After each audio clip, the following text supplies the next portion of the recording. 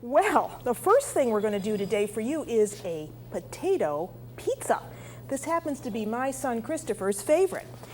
And you have to start out with boiling some potatoes. So I have 2 pounds of potatoes that I've already cooked. And now I want to drain them off.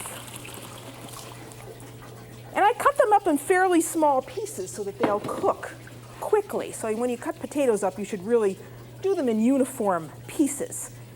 There they are. I'm going to put them right in my bowl, just like that. And this is very simple. Why eat a pizza with a crust when you can have a potato pizza? So with that, I want about 4 tablespoons of softened butter. So that goes in. And also I want to put some Parmesan cheese in with this. Always grate your cheese fresh when you're going to be using it, whatever recipe you're using it for. And I love this particular recipe because it never lasts very long, and it's really a wonderful way to have a pizza without a crust. So whenever I have extra potatoes on hand, I make sure that I make this for my family, but particularly for my son Christopher. Okay, there is the cheese, and that's going to go in with the potatoes. Now I get out my potato masher.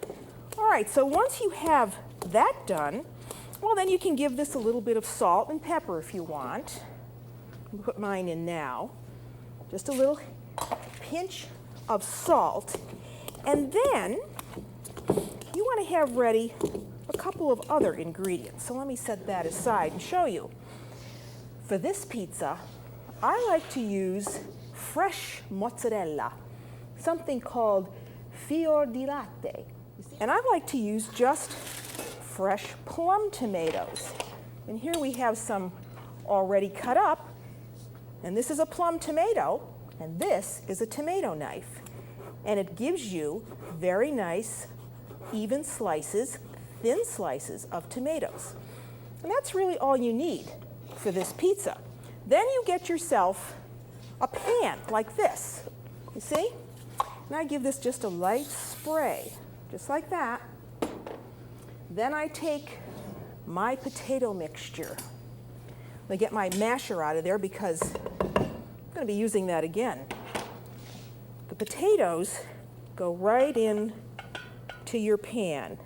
You really want to press down on this, and if you do this right, after this is baked, you can actually take this out of the pan, and it cuts in a wedge just like a pizza. So there's that.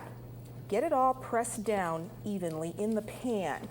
This is going to make enough to serve 6 to 8 people. And once you have it all smoothed out like this, well, then you put on your tomato slices. You see? Look at how easy this is. And now you know why this is called a pizza, because it has the toppings that a pizza would have. So put the tomatoes on all the way around. Put one in the center there. And then you can put your cheese on. See? Just sprinkle it over the top like that. This is going to melt beautifully. And first we're going to bake this potato pizza. And then we're going to run it under the broiler so it gets a really nice brown shine to the top. There! Now I want to add some oregano right over the top, just like that.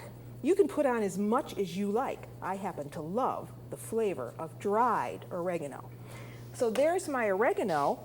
And then the last thing I want to do is give that a little drizzle of extra virgin olive oil right over the top, just like that.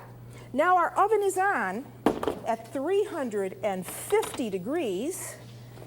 We don't want to waste anything. And so this goes into the oven. You want to keep your eye on that and let that bake, for about 30 minutes. There it is. Isn't that beautiful? Look at how nicely the cheese has melted over the top and the tomatoes. Oh, I wish you could smell that. It's just like a pizza.